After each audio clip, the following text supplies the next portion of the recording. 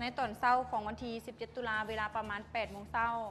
หน่วยกู้ภัยฉุกเฉินองค์การกระแดงแขวงจำปาสักได้รับแจ้งเหตุจากประชาชนผ่านหมายเลขฉุกเฉิน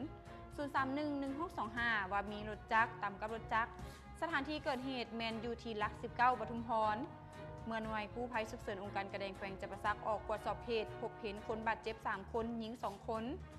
คนที่ว่าบาดเจ็บผู้ที่ 1 เป็นเพศชายอายุ 30 ปีอาการเบื้องต้นแมนหัวแตกกระทบอยู่ที่หัวบ่ฮู้สติคนที่ว่าเจ็บผู้ที่ 2 เป็นเพศหญิงอายุ20 ปีอาการเบื้องต้นมีบาดแผลฉีกบริเวณนิ้วมือเบื้องขวาแล้วก็มีบาดแผลตามแขนและก็ขาคนที่ 3 เป็นเพศหญิงอายุ 18 ปีอาการเบื้องต้นศพเบื้องเทิงมีอาการบวมไข้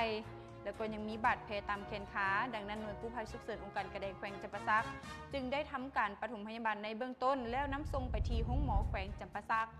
ขอขอบใจข่าวจากหน่วยกู้ภัยฉุกเฉินองค์การกระแดงแขวงจำปาสักระยะ9 เดือนปี 2025 กองบัญชาการปกส.เมืองสามัคคีไซสามารถแก้ไขคดียาเสพติดได้ 3 เรื่องคดีอาญาทั่วไป 15 เรื่อง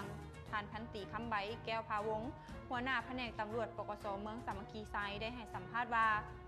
ในระยะ 9 เดือนที่ผ่านมาแม้ได้สุ่มใส่แก้ไขปัญหาปรากฏการณ์ย่อท่อที่เกิดขึ้นทั้งสังคมด้วยความรับผิดชอบสูงในนั้นสามารถแก้ไขปัญหายาเสพติดได้ 3 เรื่องกักตัวผู้ละเมิดได้ 7 คนหญิง 1 คนพร้อมกับเครื่องของกลางยาบ้าจำนวน 1,500 เม็ดเงิน21 ล้านกว่ากีบแก้ไขคดีอาญาทั่วไป 15 เรื่องส่งของกลางคืนให้กับเจ้าของเดิมรวมมูลค่าแมน56 ล้านกว่ากีบแก้ไขกลุ่มมั่วสุมสิ่งเสพติดได้ถึง 15 คนพร้อมทางได้มีการศึกษาอบรมมอบคืนให้อำนาจการปกครองบ้านที่เกี่ยวข้องและพ่อแม่ผู้ปกครองสืบต่อติดตามและสืบต่อศึกษาอบรมต่อไปนอกจากนั้นแล้วก็ยังได้มีการแก้ไขปัญหาสภาพอุบัติเหตุทั้งหมด55 ครั้งพาหนะที่ว่าเปเพ90 คันมีผู้ที่ได้รับบาดเจ็บ82 คนเสียชีวิต 3 คนรวมมูลค่าเสียหายหลายกว่า350 ล้านกีบขอเข้าใจข่าวจากสีหงกองทัพประชาชนเวียดนามมอบพาหนะอุปกรณ์นำไส้ในเวียกงานการค้นคว้ากอบกู้ภัยพิบัติให้กับกองทัพประชาชนลาวในเมื่อวันที่ 16 ตุลาคม 2025 นี้อยู่ที่วิทยาคารภาราธิการกองทัพประชาชนลาวกองบัญชาการทหารเขต 4 กองทัพประชาชนเวียดนามได้รับมอบพาหนะอุปกรณ์นำไส้ในเวียกงานการค้นคว้ากอบกู้ภัยพิบัติให้กองทัพประชาชนลาวซึ่งว่าตั้งหน้ากล่าวมอบโดยทานสหายพันเอกฟ้ามวังยุ่งห้องหัวหน้าเสนาธิการกองบัญชาการทหารเขต 4 กองทัพประชาชนเวียดนามแล้วก็กล่าวรับโดยทานสหายพันเอกบุญสดอินศรีนาห้องหัวหน้ากรมสร้างแสงกรมใหญ่เสนาธิการกองทัพมีสหายพันเอกคำพายอ้วนวิไลห้องหัวหน้ากรมอบรมกรมใหญ่เสนาธิการกองทัพประชาชนลาวพร้อมด้วยคณะทั้ง2ฝ่ายเข้าร่วมเป็นสักขีพยานเครื่องที่ว่านำมามอบในครั้งนี้มีเรือกู้ภัยพร้อมจักรเรือเสื้อชูชีพและอุปกรณ์ทางน้ำจำนวนหนึ่งเพื่อประกอบส่วนเข้าในเวียกงานการซอกค้นกอบกู้ภัยพิบัติและต้องขอขอบใจข่าวจากสุเวศหัวหน้าห้องการโยธาธิการและขนส่งเมืองได้ลงติดตามแก้ไขดินหัวขวาเบตงหยุบลงเส้นทางตั้งแต่บ้านแก้งกอกหาบ้านตะแล้วเมืองจำพรแขวงสวรรณเขต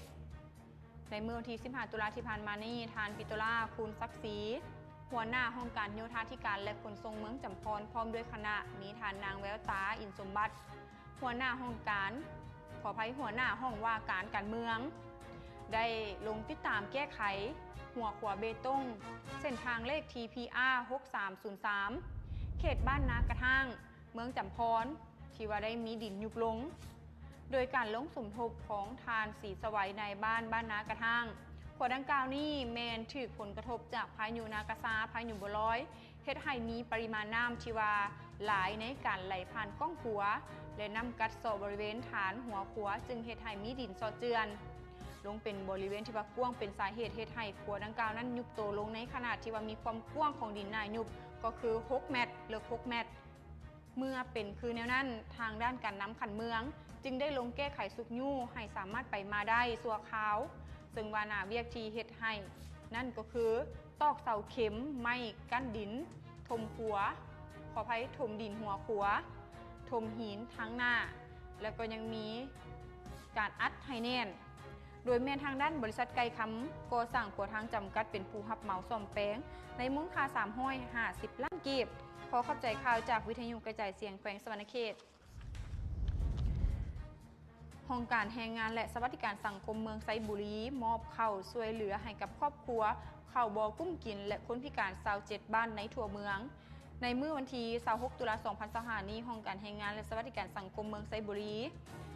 แขวงสวรรณเขตได้จัดพิธีมอบข้าวช่วยเหลือที่ได้รับจากโครงการคังเฮสุขเสริญอาเซียนบวก3ประเทศเกาหลีใต้โดยการเข้าร่วมของท่านภูเงินจันทศรรักษาการเจ้าเมืองไซบุรีและทานสายทองไซปัญญาหัวหน้าองค์การแรงงานและสวัสดิการสังคมเมืองไซบุรีพร้อมด้วยคณะพนักงานองค์การแรงงานและสวัสดิการสังคมเมืองนายบ้านที่มีครอบครัวขัดเขินเข้ากินระยะ3 เดือนต่อปีเข้าร่วมซึ่งว่าการเบิกจ่ายเข้าในการช่วยเหลือครั้งนี้ทั้งหมดแมน27บ้านมีข้าวสารเจ้าทั้งหมด6ต้นเท่ากับ 6,000 กิโลกรัมมีครอบครัวที่ว่าได้รับทั้งหมด283ครอบครัวจำนวน 1,077 คนหญิง570 คนจำนวนคนพิการ123คนการแบ่งข้าวแมนได้แบ่งตามบุคคลนั่นก็คือ1คนต่อ5กิโลกรัมกล่าวมอบโดยท่านภูเงินจันทศรรักษาการเจ้าเมืองไซบุรีและต้องขอขอบใจข่าวจากวิทยุกระจายเสียงแขวงสวรรณเขตเจ้าทำ